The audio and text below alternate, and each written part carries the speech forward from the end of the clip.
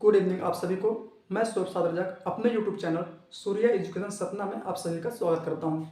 आज यहाँ पे मैं आपको क्लास 8 एक्सरसाइज 3.3 का क्वेश्चन नंबर 3 में आपको हल कराने वाला हूं, जो कि क्वेश्चन नंबर 3 है आपका।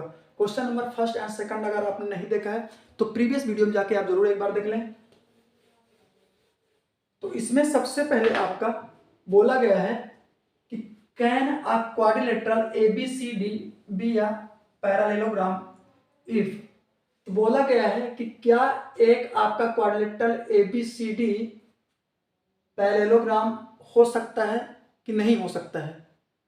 इसमें बोला गया है क्वाड्रिलेटरल जो आपका बनता है क्वाड्रिलेटरल, क्योंकि क्वाड्रिलेटरल में भी आपकी 4 साइड्स होती हैं, आप पैरेललोग्राम में भी आपकी 4 साइड्स होती हैं। तो मतलब क्वाड्रिलेटरल ABCD अगर मैं बोलता हूं तो बी आ पैरेललोग्राम, तो वो एक पैरेललोग्राम कहलाएगा कि नहीं कहलाएगा, क्या क्वाड्रिलेटरल। तो इसमें आपकी 3 कंडीशंस दी गई हैं। Angle D plus B, angle B equals to 180 degree, AB equals to DC आपको 8 सेंटीमीटर दिया है, AD equals to 4 centimetre and BC equals to 4.4 centimetre. Third condition angle A equals to 70 and angle C equals to 65 degree. तो सबसे पहले मैं यहाँ पे आपको एक क्वाड्रिलेटरल बना देता हूँ। सपोज दैट मैं यहाँ पे क्वाड्रिलेटरल बना लिया, यहाँ पे ABCD, ठीक है। तो ये आपका क्या है, क्वाड्रिलेटरल है। क्वाड्रिलेटरल भी ये क्या होता है, जैसे आपके ये डायगोनल्स होते हैं तो ये क्या करते हैं, बाइसेक्ट करते हैं, यानी कि इक्वल पार्ट में ये डिवाइड करते हैं, ठीक। और इसके बाद अब आप देखेंगे यहाँ पे क्वाड्रिलेटरल में, और इसमें क्या होता है, अपोजिट साइड्स आर इक्वल, और इसके बाद जो एंगल्स भी आपके होते हैं अपोजिट, वो क्या होते हैं, इक्वल होते हैं। इसके बाद आपके इसमें जो आपके एडजेसेंट एंगल होते हैं, एडजेसेंट एंगल जो पास पास जो एंगल होते हैं, तो उनका जो सम होता है वो कितना होता है, 180 डिग्री होता है, यानी कि सप्लीमेंट्री उसको कह सकते हैं वहां पे। तो आपका पहला क्वेश्चन इसमें क्या दिया गया है कि angle D plus angle B equals to 180 degree, इसमें ये बोला गया आपके बुक में। तो ये आपका ये बताया गया कि एंगल D प्लस बी अगर 180 डिग्री अगर होता है, मतलब कि इन दोनों को अगर मैं ऐड करता हूं तो ये एक क्वाड्रिलेटरल से पैरेललोग्राम आपका है कि नहीं है, यस और नो में आंसर आपको इसमें देना है।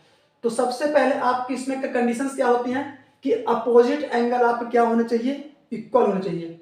मतलब कि अगर आपका ये 90 degree, suppose that angle D आपका 90 का है, तो आपका एंगल B भी कितना होना चाहिए, 90 डिग्री का होना चाहिए, ठीक। उसके बाद आपका जो एडजेसेंट एंगल होते हैं, या तो इन दोनों एंगल को मैं ऐड कर दूं या इन दोनों एंगल को ऐड कर दूं, तो उन दोनों एंगल को भी ऐड करने पे आपका कितना आना चाहिए, 180 डिग्री आना चाहिए। तो ये अगर इस कंडीशन से मैं अगर देखता हूं तो ये हमारा पैरेललोग्राम कहलाएगा, यस। बट यहां पे आप ध्यान दें कि अगर आपका अब ये एंगल यहां मैं ऊपर नीचे अगर कर दूं, यहां पे अगर सपोज इसको मैं कर देता हूं 88 और इसको मैं कर देता हूं 92, अब ये एंगल आपके चेंज हो जाएंगे। अब ये एंगल अगर आपके चेंज हो जाएंगे, अलग अलग हो जाएंगे, तो अगर ये एंगल आपके क्या होते हैं, अपोजिट एंगल क्या होते हैं आपके, इक्वल होते हैं। तो यहां पे जब एंगल अगर डिफरेंट डिफरेंट हो गए हैं तो वहां पे हम कह सकते हैं कि आपका पैरेललोग्राम आपका वहां पे एक क्वाड्रिलेटरल नहीं कहलाएगा, क्योंकि उसकी कंडीशन क्या होती है कि एंगल आपके क्या होना चाहिए, सेम होना चाहिए, या तो फिर आपका इसमें ये बोला है कि दोनों कंडीशंस में आपके जो एडजेसेंट एंगल होंगे उनका सम कितना आना चाहिए, आपका 180 आना चाहिए। तो 180 तो यहां से आई, इनको दोनों को ऐड करने पे तो आपका एडजेसेंट एंगल से 180 आ जाएगा। बट आपके यहां देखेंगे जो आपके अपोजिट एंगल हैं वो एंगल आपके इक्वल नहीं कहलाएंगे। तो इसका जो आंसर है आपका, तो हम कह सकते हैं कि कैन बी, मतलब हो भी सकता है आपका, but need not be, but not, but need not be, मतलब कि जरूरी नहीं है, मतलब कि आपका हो भी सकता है और नहीं भी हो सकता है। यहां पे ऐसा, यहां पे क्वेश्चन नंबर फर्स्ट में आपका वो बोला गया है, क्योंकि एडजेसेंट एंगल का सम कितना आपका होता है, 180 डिग्री होता है।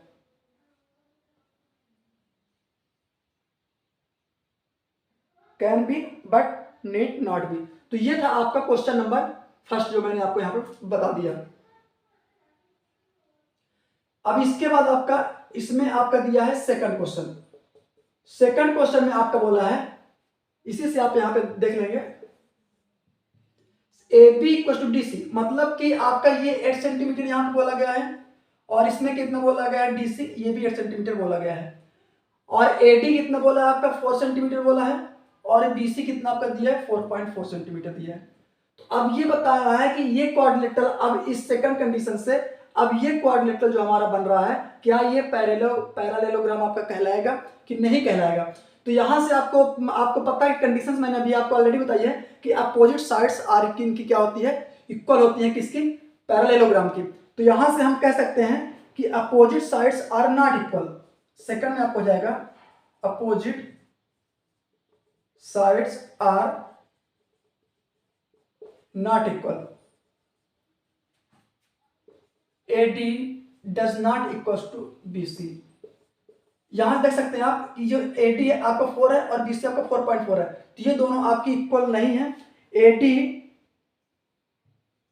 does not equal to BC, तो ABCD is not a parallelogram, so it is not a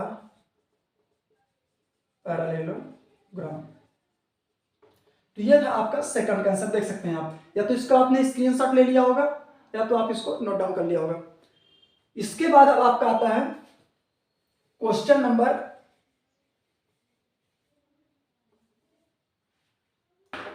जैसा आपके क्वेश्चन सॉल्व करने के लिए आता है, तो ये आपको जो फिगर है, फिगर बना के आपको वहां पे दिखाना पड़ेगा ताकि मतलब साफ साफ समझा जाए कि आपने इसको कैसे सॉल्व किया है। तो मतलब कि आपने इसका ये दिखा दिया, मतलब कि आपने रीजन बता दिया है।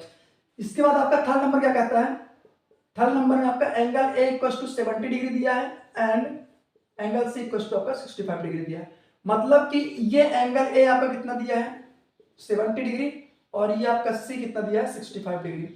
तो मैंने क्या बताया था कि अपोजिट साइड्स बोलें या फिर अपोजिट एंगल बोल दें, वो क्या होना चाहिए आपके पैरेललोग्राम कंडीशन में आपके इक्वल होना चाहिए। बट यहाँ पे देख रहे हैं आप एंगल है 70 दिया है और एंगल से 65, मतलब कि दोनों एंगल आपके डिफरेंट दिए हैं। जब डिफरेंट दिए हैं तो कह सकते हैं यहाँ पे opposite angles are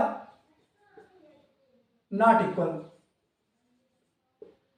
opposite angles are not equal, मतलब कि इक्वल अपोजिट एंगल इक्वल हमारे नहीं है। जब इक्वल नहीं है हमारे तो हम क्या कहेंगे यहाँ पे, it is not a parallelogram. तो इसका भी आंसर आपको क्या आ जाएगा, नो में आ जाएगा कि it is not a parallelogram, क्योंकि angle A does not equals to angle C के।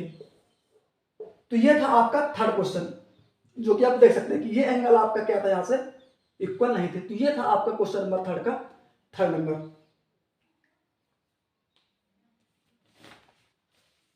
इसके बाद जो आपके क्वेश्चन नंबर नेक्स्ट आएंगे तो वो आपको नेक्स्ट क्लास में कराए जाएंगे। अगर अभी तक आपने हमारे चैनल को सब्सक्राइब नहीं किया है तो सब्सक्राइब कर लें और ज़्यादा से ज़्यादा लोगों तक शेयर जरूर करें। Thank you so much.